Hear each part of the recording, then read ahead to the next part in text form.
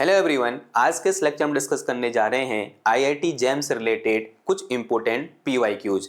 जैसे कि आप सब लोग जानते हैं कि हमने यूट्यूब पे एक नई लेक्चर सीरीज स्टार्ट की है, जिस लेक्चर सीरीज में हम आईआईटी जेम फिजिक्स के इंपॉर्टेंट पीवाईक्यूज को डिस्कस कर रहे हैं। और इस पूरी लेक्चर सीरीज में हम न केवल क्वेश्चन सॉल्व कर रहे हैं, बल्कि उस क्वेश्चन में जो कॉन्सेप्ट यूज हो रखा है उसको भी हम यहाँ पर डिटेल में डिस्कस कर रहे हैं। और ये सारे के सारे लेक्चर आप सब के लिए यूट्यूब पे फ्री में अवेलेबल कर दिए गए हैं, यानी ये एक टाइप का क्या है, फ्री कोर्स है। और इस लेक्चर सीरीज में अभी तक 10 लेक्चर हमने डिलीवर कर चुके हैं और आज का हमारा है लेक्चर नंबर 11। अब ज्यादा कोई बात किए शुरू करते हैं आज का ये लेक्चर। क्वेश्चन नंबर 1 आपको आपकी स्क्रीन में दिख रहा है, एक बार पढ़ेंगे, समझेंगे और फिर सॉल्व करेंगे। क्या बोल रहा है भाई क्वेश्चन नंबर 1? क्वेश्चन नंबर 1 का कहना है, इन पोलर कोऑर्डिनेट सिस्टम या polar coordinate an object's position at any time t is given as r, theta equal to e की पावर t मीटर, ये m फॉर मीटर है, और फिर comma क्या है, √8 into t radians. The magnitude of its acceleration in metre per second square at time t equal to 0 is to the nearest integer is. ठीक है, तो क्या निकालना हमको, एक्सेलरेशन निकालना है किसमें, पोलर कोऑर्डिनेट सिस्टम में। अब आपको यहां पर फील आ रहा होगा, इससे पहले जितने भी लेक्चर हो रखे हैं अगर आपने वो देखे हैं तो हर साल पोलर कोऑर्डिनेट सिस्टम से एक न एक क्वेश्चन आया ही आया है, वो भी स्पेशली किससे, एक्सेलरेशन से रिलेटेड, कि what is the value of acceleration in polar coordinate system. तो मैंने कल भी आपसे बोला था कि आपको एक्सेलरेशन की वैल्यू पोलर कोऑर्डिनेट सिस्टम में क्या होती है ये याद होनी चाहिए, आपको याद होगी। और वो कैसे आता है ये हमने जो आज से कम 3 लेक्चर पहले वो पहले क्या कर रखा है, डिस्कस कर रखा है। तो सिंस वी नो दैट कि value of acceleration in polar coordinate system ये होता है हमारे पास कितना, this is equal to r double dot minus का, यहां पर आता हमारे पास क्या, this is r into theta dot, क्या आता है भाई, यहां पर क्या आता है r इंटू थीटा डॉट का होल स्क्वायर एंड मल्टीप्लाई में आता है यहाँ पर क्या, r कैप, फिर प्लस यहाँ पर कितना होता है, here we have r theta double dot and फिर यहाँ पर क्या आता है प्लस का, this is twice of r dot theta dot, और इनटू में कितना आता है यहाँ पर थीटा कैप आता है, जहां r कैप और थीटा कैप दोनों क्या है भाई, यूनिट वेक्टर है। तो this is value of acceleration in polar coordinate system, ये आपको याद होनी चाहिए कंठस्थ। यहां पर 2 कोऑर्डिनेट है, ये मेरे पास सॉरी इसके 2 कंपोनेंट होते हैं, this is radial component and this one is transverse component, या बोल सकते हैं टेंजेंशियल कंपोनेंट। ओके ना, अब अगर मैं यहां पर देखूं हमें क्या गिवन है, r कॉमा थीटा, ये मुझे दे रखा है कितना, r कॉमा थीटा मुझे गिवन है कितना, ये हमें दिया हुआ है e की power t metre comma under root of e की पावर t मीटर, और फिर उसके बाद कितना है यहां पर under root of 8 into t, और इतना क्या है, ये रेडियन है। इसका मतलब यहां से मेरे पास r इक्वल टू कितना है, e की पावर t है, और थीटा इक्वल टू कितना दे रखा है मेरे को, √8 इंटू टी दे रखा है। तो मुझे यहां पर पहले क्या निकालना पड़ेगा, r डॉट निकालना पड़ेगा। अगर मैं r डॉट निकाल लूं, r डॉट का मतलब क्या हुआ, dr बाई dt हुआ। तो dr बाई dt यानी e का डिफरेंशिएशन विद e की पावर t का differentiation with respect to t, तो क्या होगा, e की पावर t ही होगा।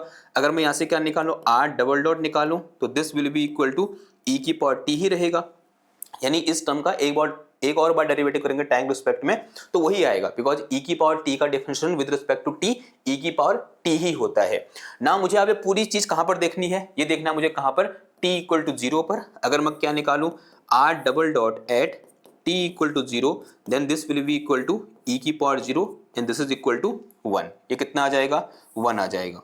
ऐसे क्या निकाल दो भाई, यहां से थीटा डॉट निकाल दो, तो थीटा डॉट इक्वल टू कितना आ गया, अंडर रूट ऑफ 8 आ जाएगा, बिकॉज अंडर रूट ऑफ 8 क्या है, कांस्टेंट है, t का t के रिस्पेक्ट में एक बार डेरिवेटिव कितना हो जाएगा, 1 हो जाएगा। अगर मैं ऐसे क्या निकालूं, थीटा डबल डॉट निकालूं, तो ये कितना आ जाएगा, 0 आ जाएगा। तो यहां से मेरे पास r double dot, theta double dot, r dot और थीटा डॉट निकल के आ गया।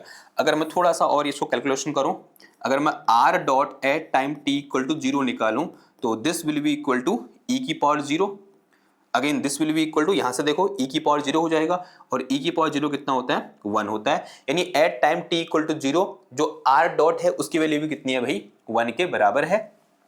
तो अब मुझे क्या निकालना है, ये एक्सेलरेशन निकालना है किस टाइम पर, जब टाइम t इक्वल टू कितना है 0 है।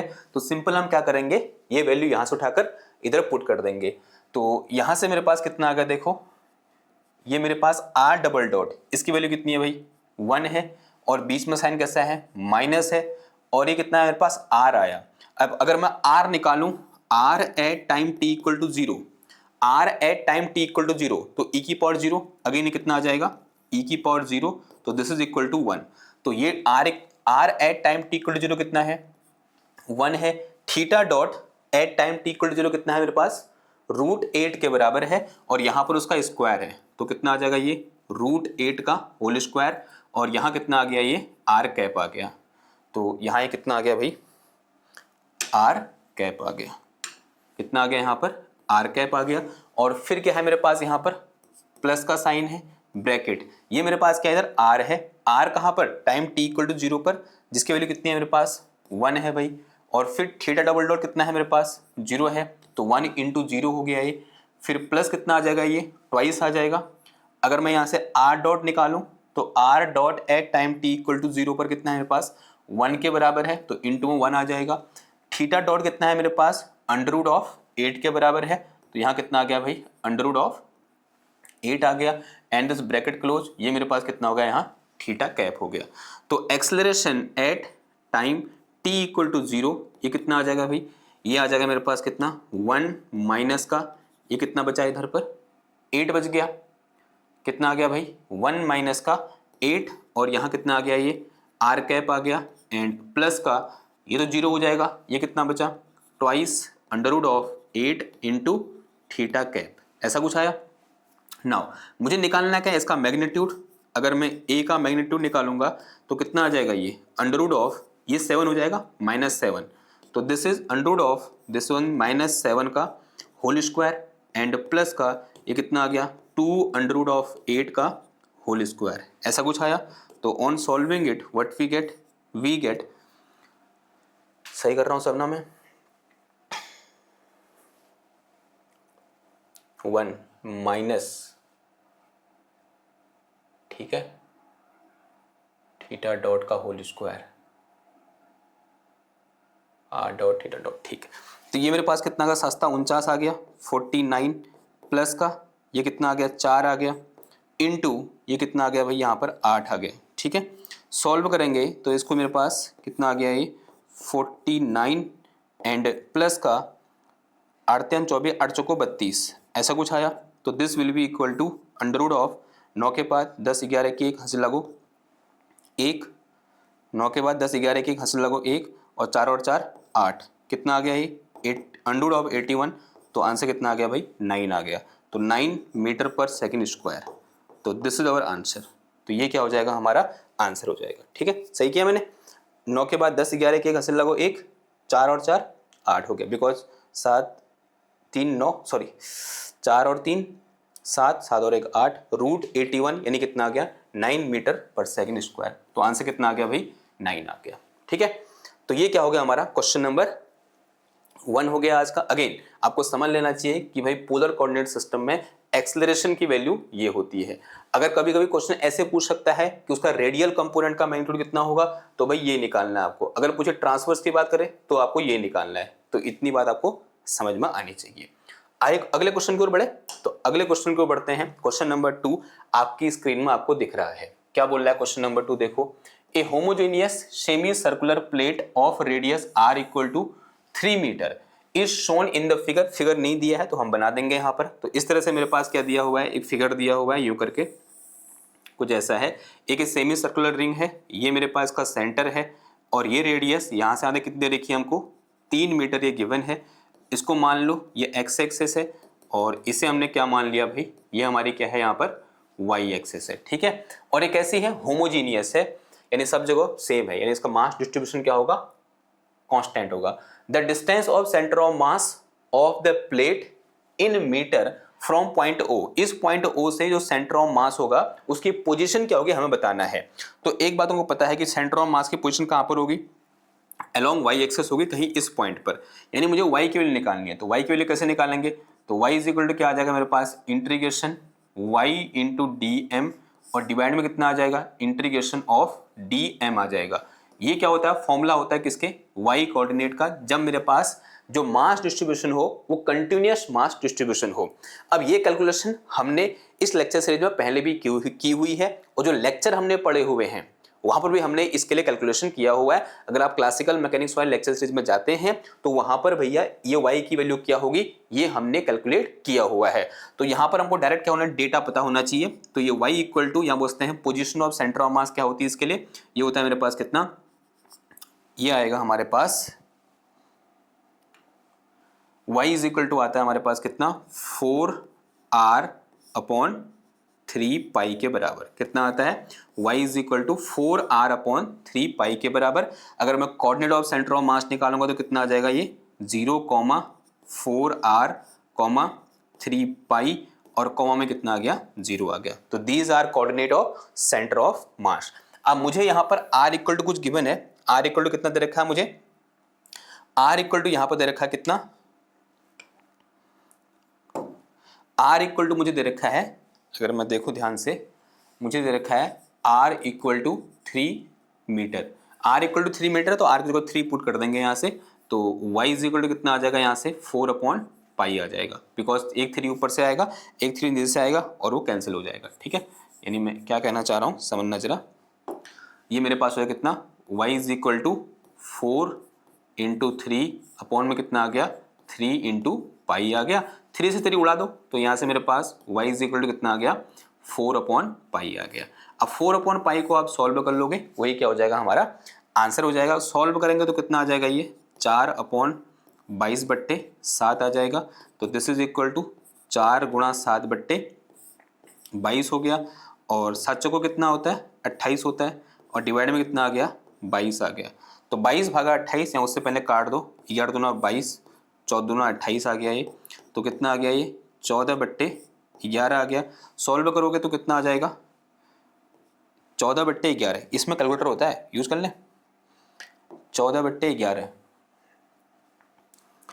14/11, तो ये मेरे पास है कितना, 1.27, कितना आ गया भाई, 1.27, 1.27, इतना क्या आएगा ये मीटर। तो दिस इज अवर आंसर। तो ये क्या हो गया, हमारा आंसर हो गया। ठीक है भाई, okay. Now again easy question था, तो ये चीज आपको पता होनी चाहिए, तो जल्दी से आपका आंसर आ गया कि भाई 4r अपॉन 3 पाई के बराबर होता है इसका सेंटर ऑफ मास की पोजीशन अलोंग वाई एक्सिस। ठीक है, कैसे आया हमने पहले कर रखा है, तो वहां देख लेना आप। अगले क्वेश्चन की ओर बढ़ते हैं। क्वेश्चन नंबर 3 है हमारे पास, एक अच्छा क्वेश्चन देखो। Question number 3, A wave travelling along x direction with y representing its displacement in is described by v is the speed and of the wave। ठीक है, तो इनमें से वो कौन सी इक्वेशन है जो उस वेव को डिस्क्राइब कर रही है, जो y एक्सेस के अलोंग, सॉरी जो x एक्सेस के अलोंग मूव कर रही है, और y क्या है, डिस्प्लेसमेंट फ्रॉम मीन पोजीशन है। तो सिंस वी नो दैट, अगर मैं इसके लिए इक्वेशन ऑफ वेव लिखूंगा तो y इज इक्वल टू कितना आ जाएगा, ये a sin omega t minus के एक्स आ जाएगा। ठीक है, बिकॉज उसने एक्स एक्सेस बोला है, तो हम कौन सी एक्सेस मान के चलेंगे, पॉजिटिव एक्स एक्सेस मान के चलेंगे। तो यहां पर इन दोनों के साइन अलग अलग होंगे, यानी एक नेगेटिव है, दूसरा क्या होगा, पॉजिटिव होगा। ठीक है, तो y is equal to a sine omega t minus के x, this is equation of plane progressive wave, और we can say equation of wave. अब इनमें से जो इक्वेशन, ये साफ नहीं दिख रहा है आपको, तो मैं दोबारा लिख दूं इसको। ये ले रखा है मेरे पास क्या, dy by d x plus 1/v dy by d T. अगर ये इक्वेशन इसको फॉलो कर रही होगी तो किसको डिस्क्राइब कर रहा है, इस वेव को डिस्क्राइब कर रहा है। तो जो पहला यहां पर मेरे पास ऑप्शन है, ऑप्शन ए है, वो क्या लिखा है यहां पर, dy by d x and plus का 1/v dy by d t equal to 0, dy by d t equal to 0, ये लिखा हुआ है। अगर ये इक्वेशन इसे फॉलो कर रही है तो ये क्या कर रहा है, इस वेव को डिस्क्राइब कर रहा है। तो पहले हम निकाल देंगे यहां से, फिर क्या निकाल दो, dy बाई डी एक्स निकाल दो।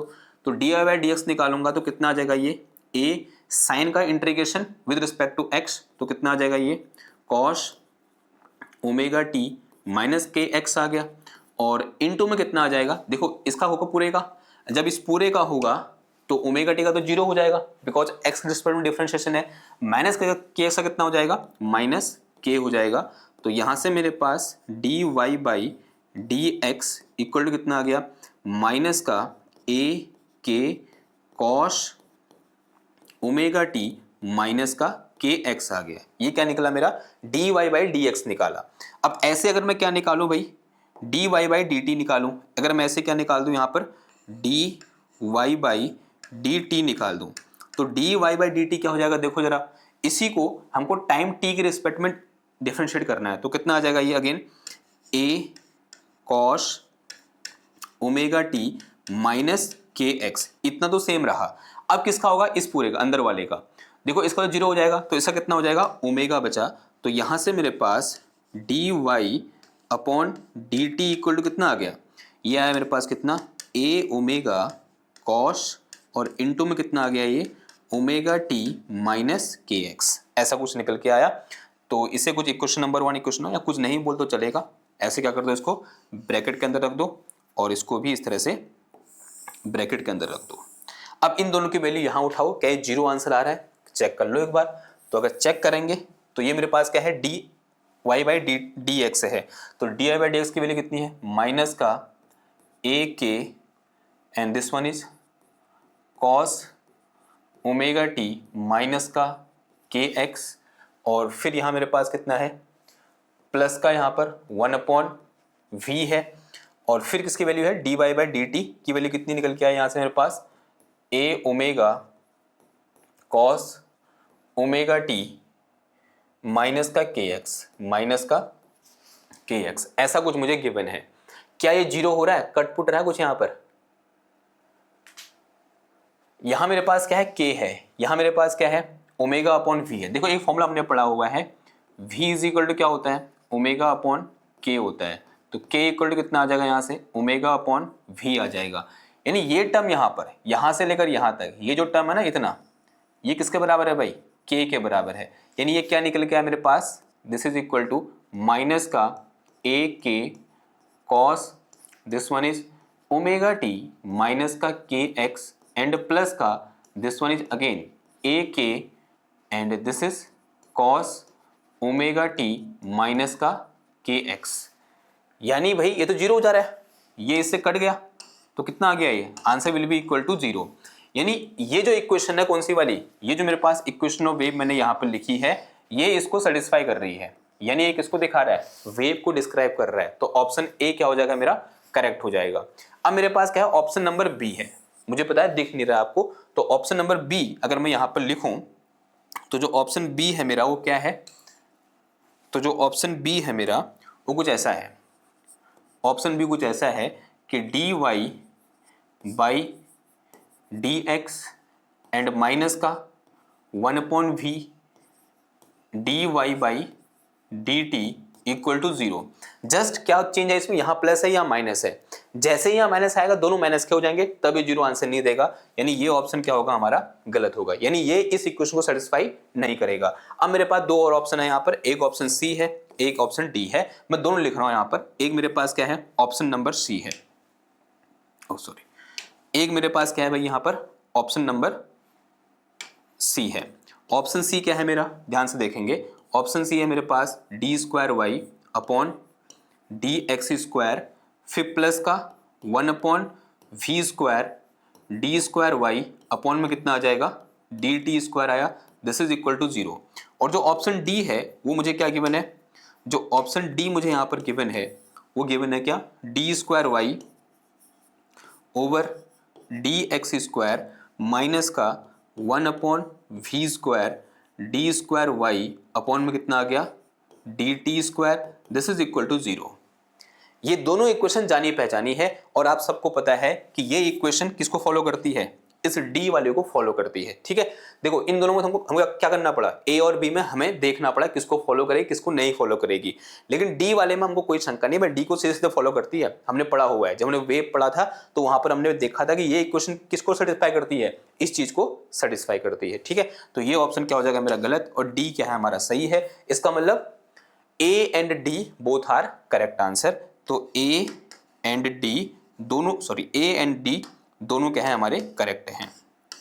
ए भी करेक्ट है और डी भी करेक्ट है। आप चाहो तो सेम चीज करके इसको सेटिस्फाई भी कर सकते हो, लेकिन जरूरत नहीं है। हमारा एक्सपीरियंस कहता है या हमने पढ़ा हुआ है या हमारा दिमाग कहता है कि भाई ये ऑप्शन क्या होगा, सही होगा और ये इसको सेटिस्फाई नहीं करेगा। और इन दोनों में हमने ए और बी में हमने क्या कर लिया, चेक कर लिया। ठीक है, ए वाला सेटिस्फाई कर रहा है, बी वाला सेटिस्फाई नहीं कर रहा है। ठीक है, बढ़ते हैं अपने अगले क्वेश्चन की ओर। आप इसको चाहो तो नोट कर लीजिए या इसका स्क्रीनशॉट ले लीजिए। अगला क्वेश्चन, क्वेश्चन नंबर 5 आपकी स्क्रीन में आपको दिख रहा है।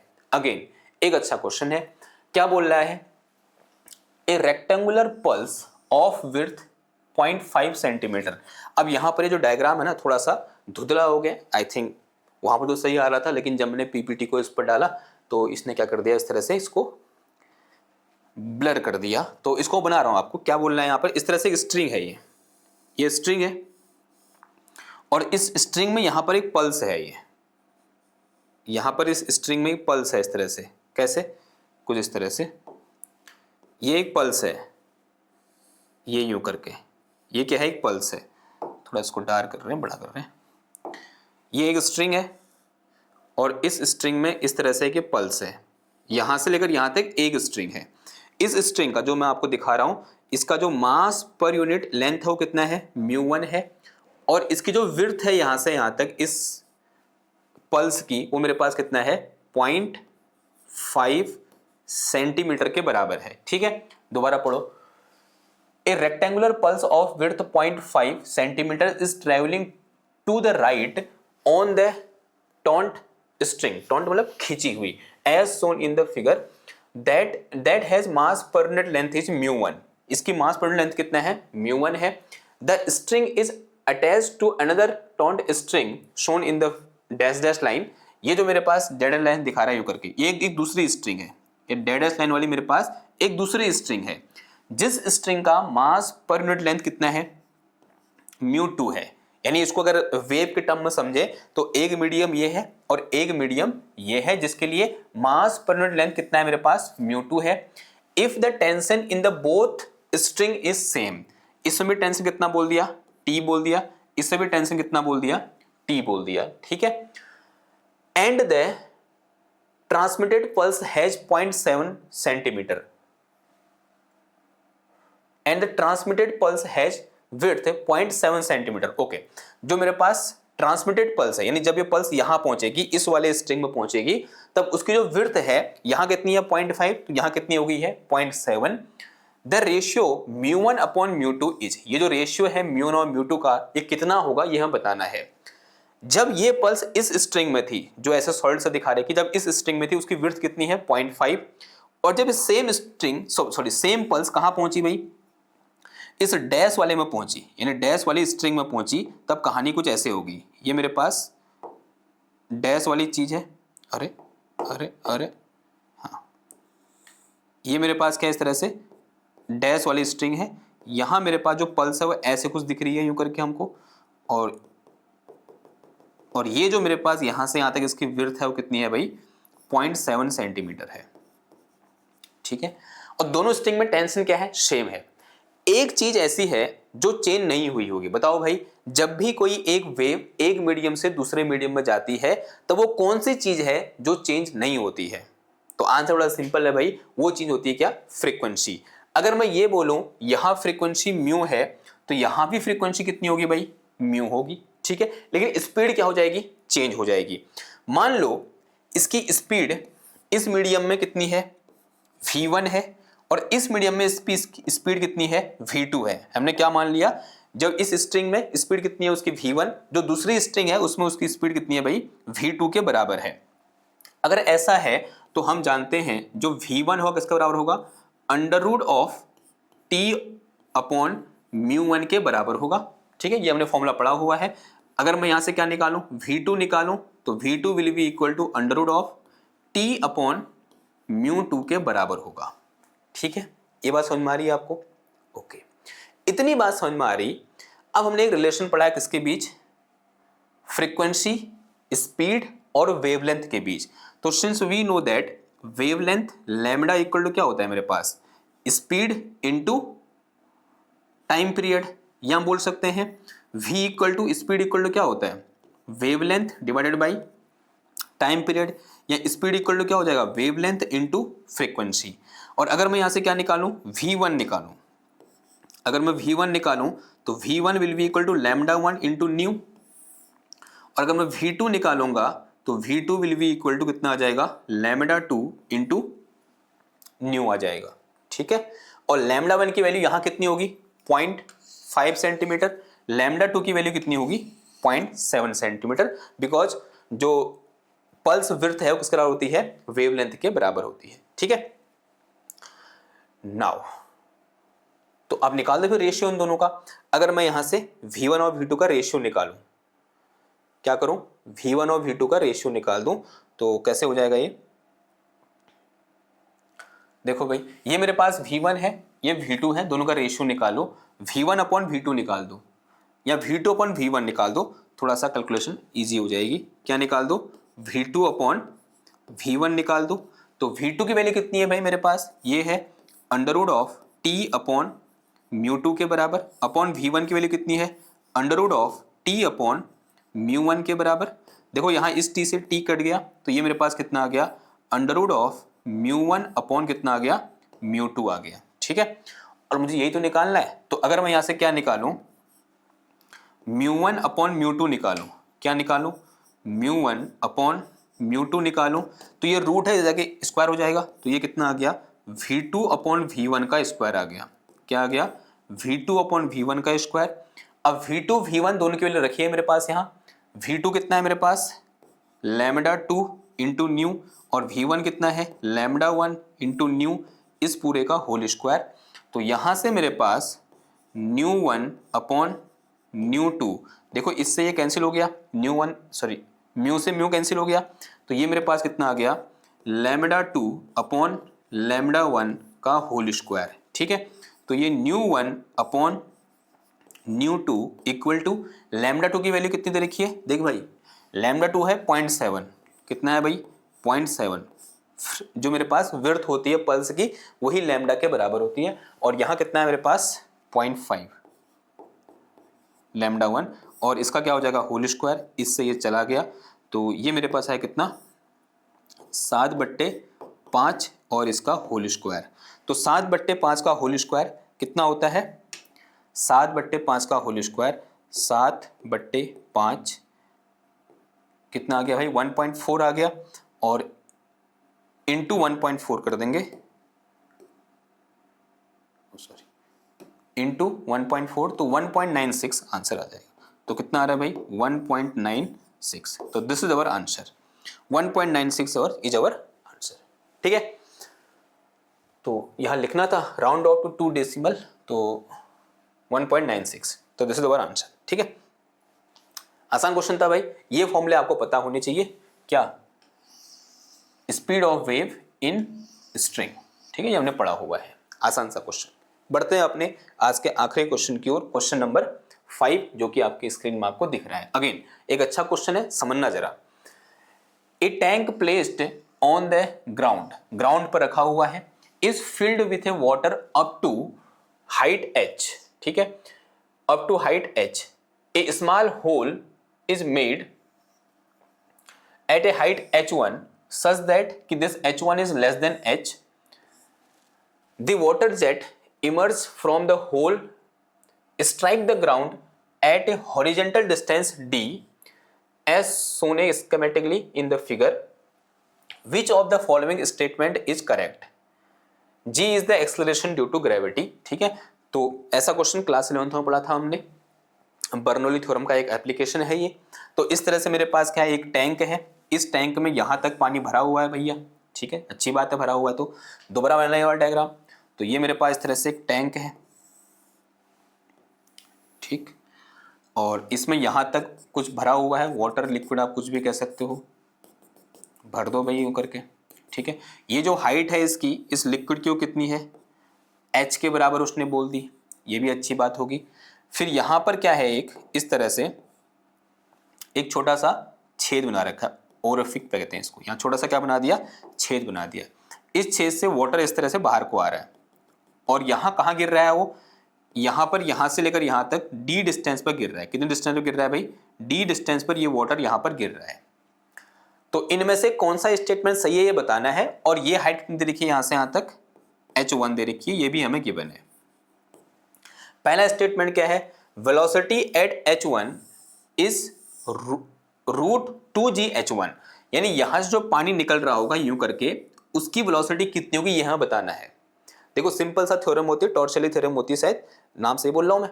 तो वो क्या कहता है, इसकी जो यहाँ पर स्पीड होगी वो किस बराबर होगी, अगर मैं एक पत्थर को यहाँ से गिराता हूँ, कहाँ से, यहाँ से फ्री फॉल कराता हूँ, तो उसकी जो स्पीड यहाँ पहुँचने पर होगी वही यहाँ पर बाहर निकलने वाले वाटर की भी स्पीड होगी, ठीक है। ये थ्योरम थी क्लास 11th में। अगर मैं यहाँ पर ये हाइट निकालूं तो कितना आ जाएगा, ये h माइनस h1 आ जाएगा। तो अगर मैं यहाँ पर स्पीड u बोलूँ तो u इक्वल टू कितना हो जाएगा, सिंपल थर्ड इक्वेशन लगाएंगे, यहाँ पर स्पीड 0 है तो यहाँ पर स्पीड कितनी आ जाएगी, √2g h माइनस h1 आ जाएगी। तो भाई ये ऑप्शन तो क्या हो गया मेरा, गलत हो गया, कि यहाँ पर उसकी स्पीड √2gh1 नहीं, कितनी होगी, 2gh माइनस h1 के बराबर होगी। तो this is speed of liquid which is coming out from this hole, ठीक। फिर क्या बोल रहा है कि जो d है वो किसके बराबर होगा, 2h माइनस h1 के बराबर होगा। जो d होगा यहां से यहां तक किसके बराबर होगा, माइनस का 2h माइनस h1 के बराबर होगा। अब d के लिए कैलकुलेशन करनी पड़ेगी, फिर तो करो कैलकुलेशन। अब कैलकुलेशन किसके लिए भाई, d के लिए। d यानी ये हॉरिजॉन्टल डिस्टेंस, ये डिस्टेंस यहां से यहां तक, ये हमारी क्या है, d है, ये कितनी होगी यहां बताना है। अब d कैसे निकालेंगे, तो पहले तो ये निकाल दो इन वर्टिकल डायरेक्शन। अगर मैं वर्टिकल डायरेक्शन में बात करूं, इन वर्टिकल डायरेक्शन,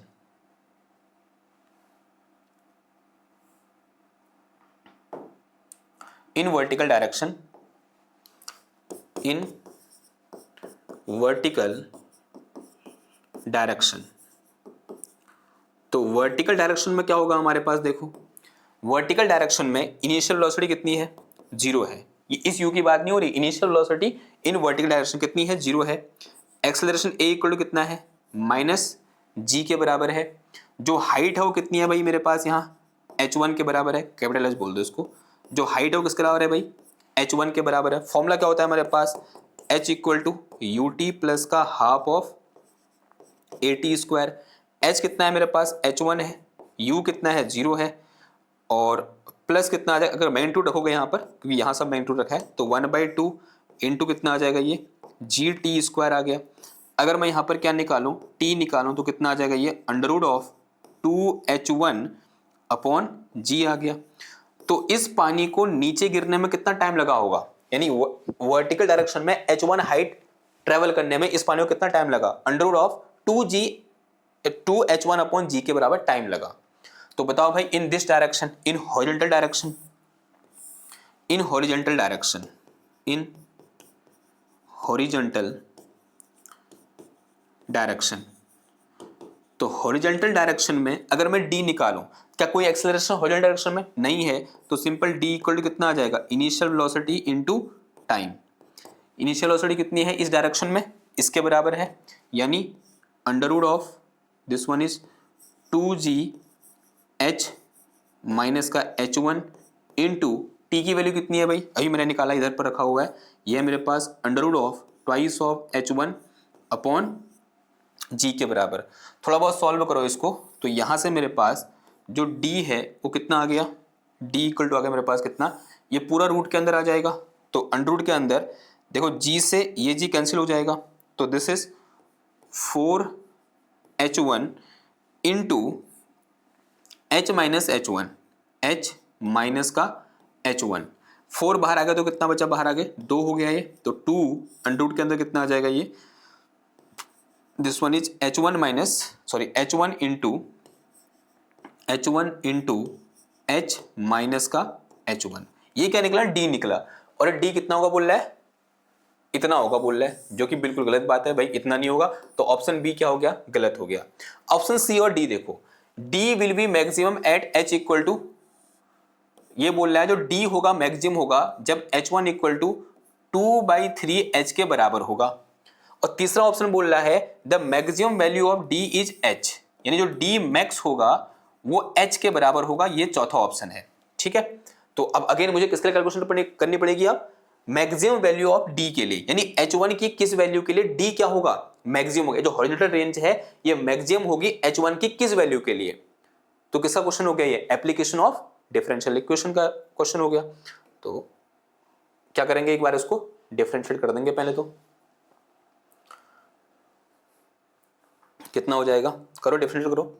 देखो मेरे को क्या दे रखा है यहाँ, मुझे कुछ ऐसा दे रखा है, d इक्वल टू कितना है मेरे पास, d इक्वल टू है मेरे पास 2 इंटू उस H1 को अंदर मल्टीप्लाई करो तो कितना आ जाएगा, ये H1 इंटू एच माइनस का H1 स्क्वायर आ गया, और इस पूरे की होल पावर कितना है 1/2।